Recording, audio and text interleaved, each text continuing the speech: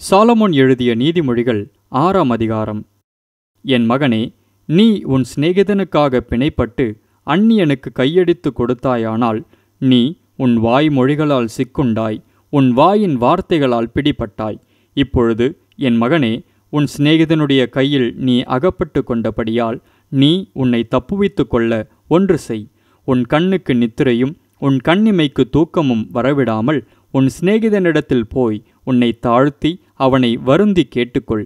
வெளிமான் வேட்டைக்காரன் கைக்கும் குருவி வேடன் கைக்கும் தப்புவது போல நீ உன்னை தப்புவித்துக்கொள். சோம்பேறியே, நீ எறும்பினிடத்தில் போய் அதன் வழிகளை பார்த்து ஞானத்தை கற்றுக்கொள். அதற்கு பிரபுவும் தலைவனும் அதிகாரியும் இல்லாதிருந்தும் கோடை காலத்தில் தனக்கு ஆகாரத்தை சம்பாதித்து அறுப்பு காலத்தில் தனக்கு தானியத்தை சேர்த்து வைக்கும். சோம்பேறியே, நீ எவ்வளவு நேரம் படுத்திருப்பாய்? எப்பொழுது உன் தூக்கத்தை விட்டு எழுந்திருப்பாய்? இன்னும் கொஞ்சம் தூங்கட்டும், இன்னும் கொஞ்சம் உறங்கட்டும், இன்னும் கொஞ்சம் கைமுடக்கி கொண்டு நித்திரை செய்யட்டும் என்பாயோ? உன் தரித்திரம் வழிபோக்கனைப் போலவும் உன் வறுமை ஆயுதம் அணிந்தவனைப் போலவும் வரும். பேலியாளின் மனுஷனாகிய ஒரு துன்மார்க்கன் ஆகடியம் பேசித் திரிகிறான். அவன் தன் கண்களால் சைகை காட்டி தன் கால்களால் பேசி தன் விரல்களால் போதனை செய்கிறான். அவன் இருதயத்திலே திரியாவரம் உண்டு. இடைவிடாமல் பொல்லாப்பை பிணைத்து வழக்குகளை உண்டு பண்ணுகிறான். ஆகையால் சடுதியில் அவனுக்கு ஆபத்து வரும். சகாயமின்றி சடுதியில் நாசமடைவான். 6 காரியங்களை கர்த்தர் வெறுக்கிறார், 7 அவருக்கு அருவருப்பானவைகள். அவையாவன: மேட்டுமையான கண், பொய் நாவு, குற்றமற்றவர்களுடைய இரத்தம் சிந்தும் கை, துராலோசனையை பிணைக்கும் இருதயம், தீங்கு செய்வதற்கு விரைந்தோடும் கால், அபத்தம் பேசும் பொய்சாட்சி, சகோதரருக்குள்ளே விரோதத்தை உண்டு பண்ணுதல் ஆகிய இவைகளே. என் மகனே, உன் தகப்பன் கற்பனையை காத்துக்கொள், உன் தாயின் போதகத்தை தள்ளாதே. அவைகளை எப்பொழுதும் உன் இருதயத்திலே அணிந்து அவைகளை உன் கழுத்திலே கட்டிக்கொள். நீ நடக்கும்போது அது உனக்கு வழிகாட்டும், நீ படுக்கும்போது அது உன்னை காப்பாற்றும், நீ விழிக்கும்போது அது உன்னோடே சம்பாஷிக்கும். கட்டளையே விளக்கு, வேதமே வெளிச்சம், போதக சிட்சையே ஜீவ வழி. அது உன்னை துன்மார்க்க ஸ்திரீக்கும் இச்சகம் பேசும் நாவையுடைய பரஸ்திரீக்கும் விலக்கி காக்கும். உன் இருதயத்திலே அவள் அழகை இச்சியாதே, அவள் தன் கண்ணிமைகளினால் உன்னை பிடிக்க விடாதே. வேசி நிமித்தம் ஒரு அப்பத்துணிக்கையையும் இறக்க வேண்டியதாகும். விபச்சாரியானவள் அருமையான உயிரை வேட்டையாடுகிறாள். தன் வஸ்திரம் வேகாமல் மடியிலே எவனாவது நெருப்பை வைத்துக்கொள்ள கூடுமோ?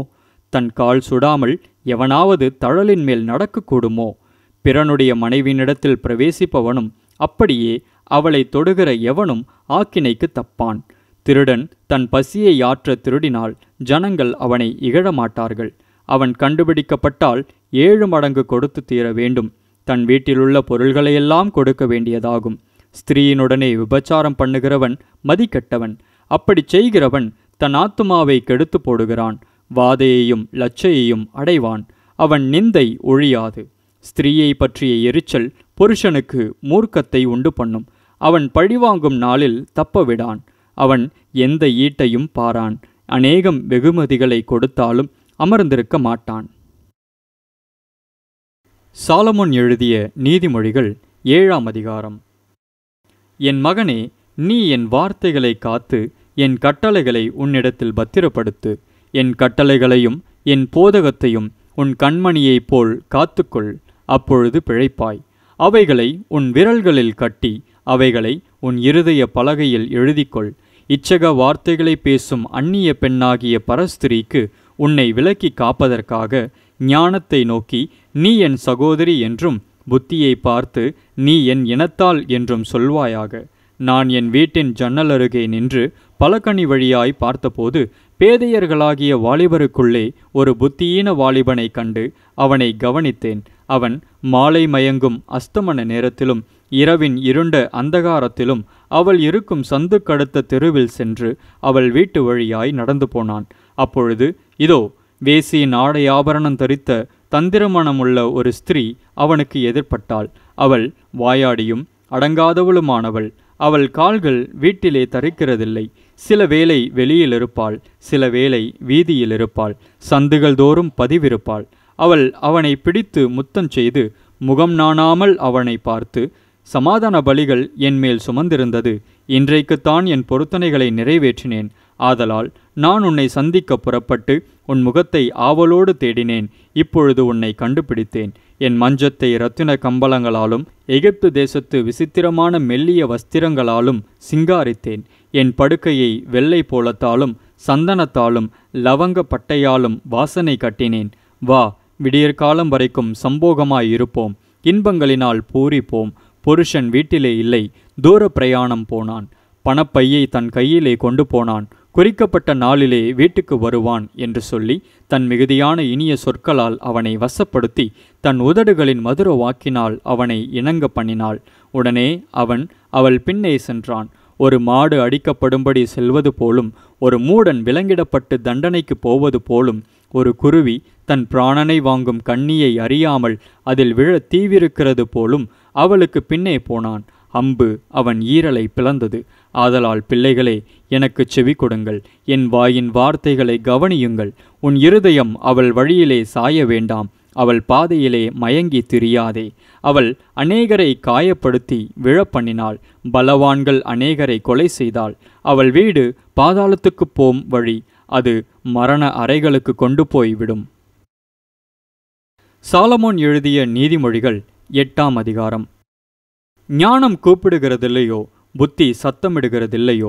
அது வழியருகேயுள்ள மேடைகளிலும் நார்ச்சந்திகளிலும் நிற்கிறது. அது ஊர்வாசல்களின் ஓரத்திலும் பட்டணத்தின் முகப்பிலும் நடைக்கூடங்களிலும் நின்று சத்தமிட்டு, மனுஷரே, உங்களை நோக்கி கூப்பிடுகிறேன். என் சத்தம் மனுபுத்திரருக்கு தொனிக்கும். பேதைகளே, விவேகம் அடையுங்கள். மூடர்களே, புத்தியுள்ள சிந்தையாயிருங்கள். கேளுங்கள், மேம்பாடான காரியங்களை பேசுவேன். என் உதடுகள் உத்தம காரியங்களை வசனிக்கும். என் வாய் சத்தியத்தை விளம்பும். ஆகாமியம் என் உதடுகளுக்கு அருவருப்பானது. என் வாயின் வாக்குகள் எல்லாம் நீதியானவைகள். அவைகளில் புரட்டும் விபரீதமும் இல்லை. அவைகளெல்லாம் புத்தியுள்ளவனுக்கு தெளிவும் ஞானத்தை பெற்றவர்களுக்கு யதார்த்தமுமாயிருக்கும். வெள்ளியை பார்க்கிலும் என் புத்திமதியையும் பசும் பொன்னை பார்க்கிலும் ஞானத்தையும் அங்கீகரித்து கொள்ளுங்கள். முத்துக்களை பார்க்கிலும் ஞானமே நல்லது. இச்சிக்கப்படத்தக்கவைகள் எல்லாம் அதற்கு நிகரல்ல. ஞானமாகிய நான் விவேகத்தோடே வாசம் பண்ணி நல்யுக்தியான அறிவுகளை கண்டடைகிறேன். தீமையை வெறுப்பதே கர்த்தருக்கு பயப்படும் பயம். பெருமையையும் அகந்தையையும் தீய வழியையும் புரட்டு வாயையும் நான் வெறுக்கிறேன். ஆலோசனையும் மெய் ஞானமும் என்னுடையவைகள். நானே புத்தி, வல்லமை என்னுடையது. என்னாலே ராஜாக்கள் அரசாளுகிறார்கள், பிரபுக்கள் நீதி செலுத்துகிறார்கள். என்னாலே அதிகாரிகளும் பிரபுக்களும் பூமியிலுள்ள சகல நியாயாதிபதிகளும் ஆளுகை செய்து வருகிறார்கள். என்னை சிநேகிக்கிறவர்களை நான் சிநேகிக்கிறேன். அதிகாலையில் என்னை தேடுகிறவர்கள் என்னை கண்டடைவார்கள். ஐஸ்வர்யமும் கனமும் நிலையான பொருளும் நீதியும் என்னிடத்தில் உண்டு. பொன்னையும் தங்கத்தையும் பார்க்கிலும் என் பலன் நல்லது. சுத்த வெள்ளியை பார்க்கிலும் என் வருமானம் நல்லது. என்னை சிநேகிக்கிறவர்கள் மெய்ப்பொருளை சுதந்திரிக்கும்படிக்கும் அவர்களுடைய களஞ்சியங்களை நான் நிரப்பும்படிக்கும் அவர்களை நீதியின் வழியிலும் நியாய பாதைகளுக்குள்ளும் நடத்துகிறேன். கர்த்தர் தமது கிரியைகளுக்கு முன் பூர்வ முதல் என்னை தமது வழியின் ஆதியாக கொண்டிருந்தார். பூமி உண்டாகும் முன்னும் ஆதி முதற்கொண்டும் அனாதியாய் நான் அபிஷேகம் பண்ணப்பட்டேன். ஆழங்களும் ஜலம் புரண்டு வரும் ஊற்றுகளும் உண்டாகும் முன்னே நான் ஜனிப்பிக்கப்பட்டேன்.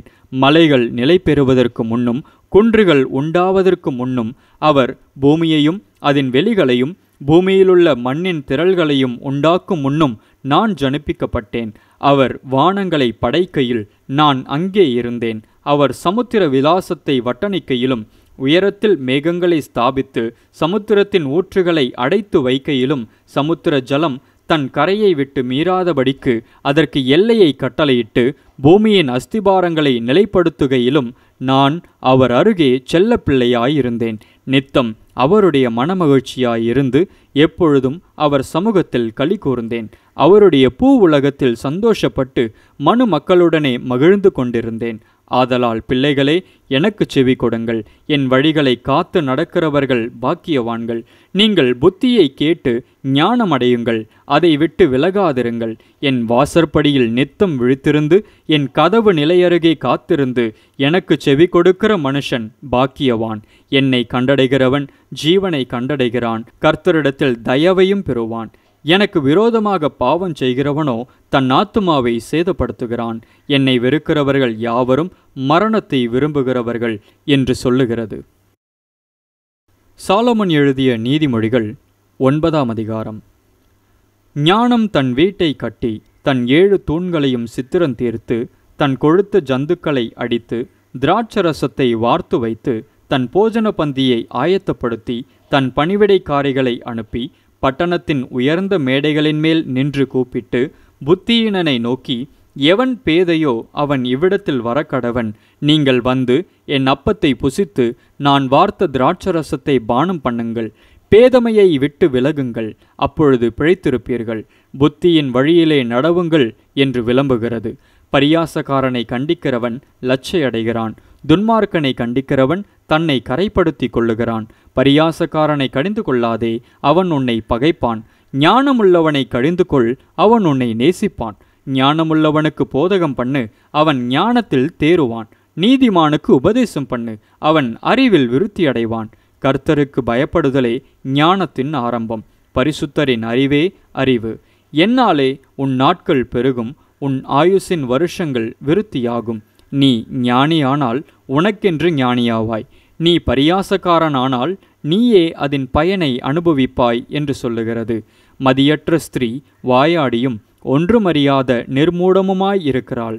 அவள் தன் வீட்டு வாசற்படியிலும் பட்டணத்தின் மேடைகளிலும் ஆசனம் போட்டு உட்கார்ந்து தங்கள் வழிகளை நோக்கி நேரே போகும் வழிப்போக்கரை பார்த்து, எவன் பேதையோ அவன் இவ்விடத்தில் வரக்கடவன் என்றும், மதியீனனை நோக்கி, திருட்டு தண்ணீர் தித்திக்கும், அந்தரங்கத்தில் புசிக்கும் அப்பம் இன்பமாயிருக்கும் என்றும் சொல்லி கூப்பிடுகிறாள். ஆயினும் மரித்தவர்கள் அவ்விடத்தில் உண்டென்றும் அவளுடைய விருந்தாளிகள் நரக பாதாளங்களில் கிடக்கிறார்கள் என்றும் அவன் அறியான். வேதத்தை வாசிக்க முடியாதோருக்கு அறிமுகம் செய்யுங்கள்.